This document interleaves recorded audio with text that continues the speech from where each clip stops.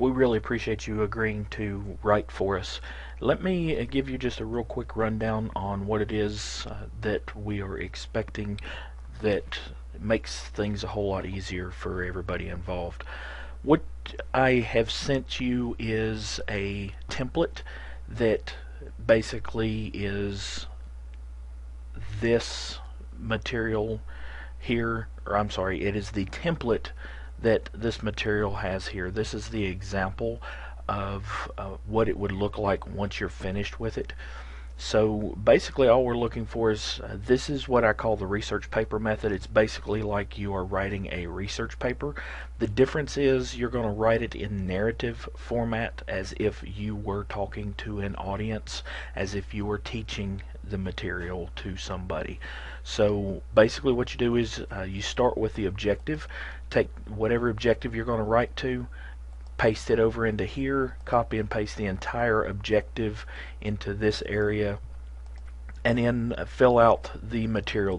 This here is basically what your lecture is, and then wherever your sources are, make sure that you highlight your sources. We prefer to use an APA format, if you would please add that to the end. We're actually going to change that format, use a more scientific format to go along with that, but it's easier for us to identify the in-text citations when you do it like this. You don't have to highlight it, just add those in-text citations, and then the sources need to be copied and pasted here.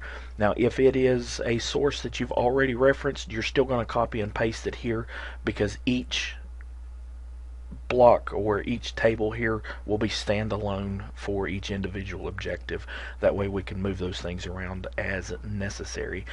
Any suggestions that you may have for necessary media, which would include images, graphics, videos, any of that stuff that would support your information, then just put a note in here about that. If you have inserted an image, or if you have an image that you're going to share with us, let us know where that image came from. Here in this particular case, I'm saying it came from this particular website, and we will go back through that and review that, making sure that we don't have any copyright issues or anything of that nature that we have to be concerned about. So any images that you have, just make sure that they're added in here. Once your instructional designer gets this information, he or she will be able to take it and quickly spin it out into whatever learning module style that we decide is going to fit best for that particular material. So that's why we prefer to use these tables and this particular method. It's much cleaner and smoother, works really well, and helps us move quickly through the development and design phase. Now, if you are one of those folks that have your own material that you've already used and taught with before, again, it has to be your material, or at least you have referenced where you got the material. Publishers' PowerPoints, things like that, are unacceptable. That is not designed for us to repurpose. We're dealing with copyright issues and plagiarism and things like that. So it has to be your original material. If you're one that would prefer to use the PowerPoint format and create your own PowerPoints, that is fine as well. We will give you a template that has this particular information in it. It may not necessarily look like this. This is just one of the templates that we have, and you can use it to fill out the information. And this is again more of a PowerPoint style. There's a particular format that we want you to follow. If you'll use your subject matter expert or your SME SME guide that we give you, it's got all this information detailed out for you. But again, this is just an example of the template that we would send you. Now, what you do differently with this is fill out your information, put in the material. In this particular instance, if we go back to that objective, you would put the topic in here. Let's say your topic's trauma, your name and credentials. Then the objective number would go here.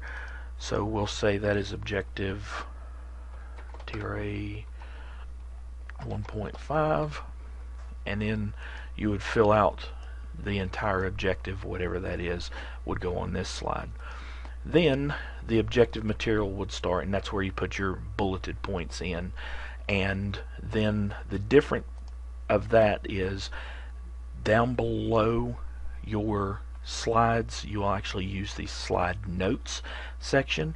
We have to have the information that you would use where, again, if you were teaching the class. So I will pull up another example here.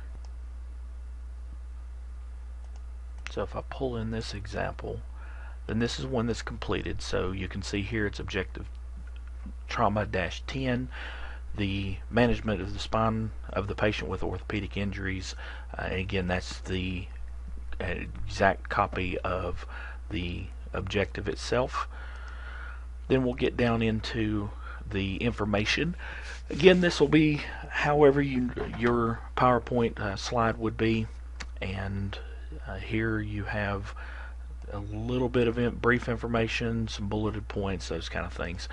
And down in the notes section is where we need a full outline of the lecture. Again, this would be exactly what you would be saying as if you were talking to the audience or your classroom. Now here's a different slide.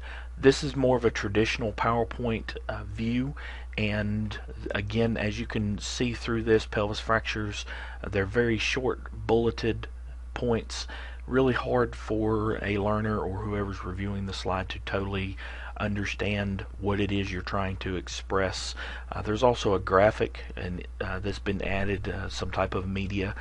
So in this particular case, whoever wrote the slide, when they got finished, they went back and they added the information, which is right here. This is exactly what would be said during the lecture. And also notice that they did include their sources, and that is exceptionally important. Remember, we have to know where the information came from. That's really important for a lot of different reasons. So wherever you happen to reference the information, put those in-text citations, and then on that particular page list the source where that information came from.